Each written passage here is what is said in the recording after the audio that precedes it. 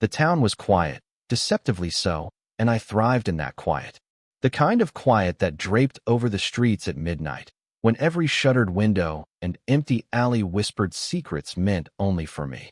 I walked beneath the dim street lights, the rhythm of my own heartbeat louder than any distant dog bark or dripping faucet. No one noticed me. No one ever did. I had learned early how to disappear, to melt into the background while my thoughts moved faster than my feet. I watched them, the townspeople, with a fascination only the truly detached can know. They walked the same paths, bought the same groceries, laughed at the same meaningless jokes. Patterns, habits, vulnerabilities. Everything about them told me who was fragile, who could be broken with the slightest push. Tonight, I had chosen my target carefully. She lived on the edge of town, a small, crooked house behind a chain-link fence overgrown with weeds. Alone, young, careless in her routines, predictable as a metronome. Perfect. I watched her through the shadows, through the cracks of her blinds, noting the flicker of candlelight against the wall. She thought she was safe in her little cocoon of lampshade light and soft music. She didn't know that my mind had already mapped every corner of her home, every door, every creak in the floor. By the time she sensed danger, I would already be gone, leaving behind only the echo of my presence. I smiled, tasting the anticipation. There was an art to this. Not everyone could do it. Not everyone could glide along the edge of morality and sanity, touching the lives of others without leaving a trace. Most people called me sick, a monster. I called myself meticulous, patient, precise. The first move was subtle. I slipped into the alley behind her house, careful to step only where shadows would swallow me. A breeze rustled the leaves, masking the sound of my movement. I paused at the back window, peering inside. She hummed softly while pouring tea, completely unaware. Her laughter, light and fragile, struck something deep inside me, a dark, perverse thrill. I had watched her for weeks, learning. The rhythm of her life was a map, and every map has a flaw if you know where to look. I pressed my hand to the cold glass, feeling the chill travel up my arm. Soon, it would be mine to control. Hours passed. Midnight stretched thin, elastic, bending in my mind. I lingered, savoring the tension. The closer she moved to bedtime, the more delicious the anticipation became.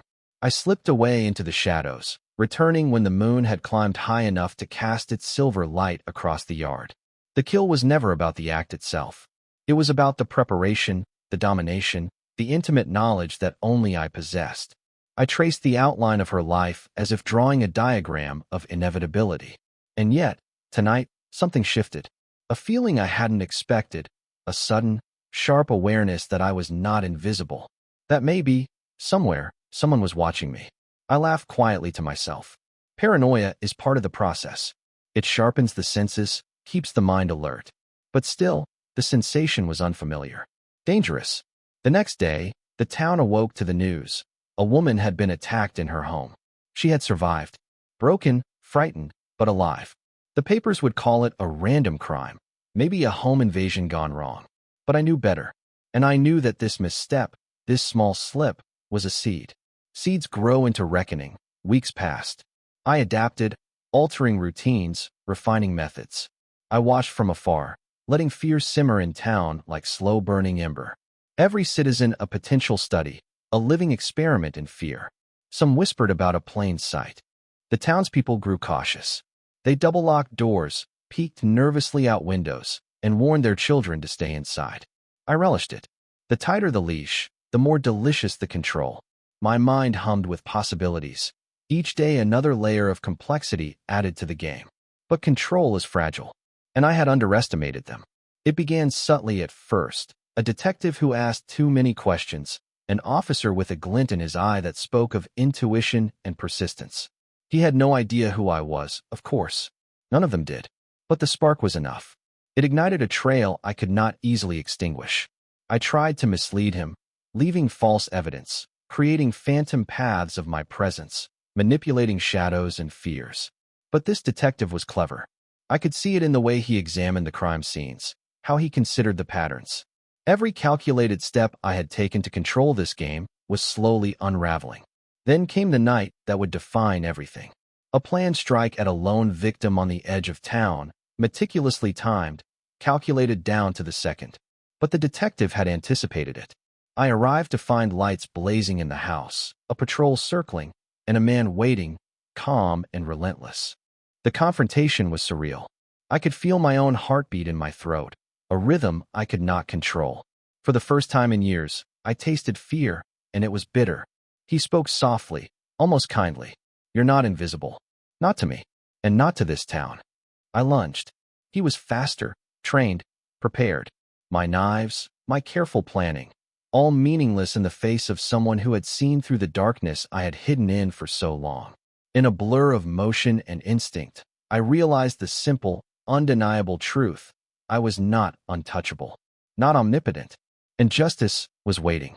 They caught me in the act, handcuffs cold against my wrists, flashing lights burning into my eyes. The town would breathe again, slowly, painfully, as the news spread.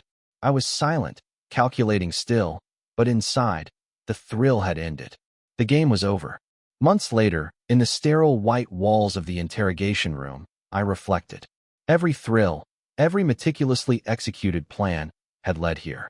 Justice had not been fast, but it was inevitable as the rising of the sun after the longest night. And yet, even as they locked the doors behind me, even as the town healed, a part of me lingered in the shadows. Because a mind like mine never truly stops. It waits, patient, planning, calculating, while the world sleeps. But for now, justice had been served, and the town was free.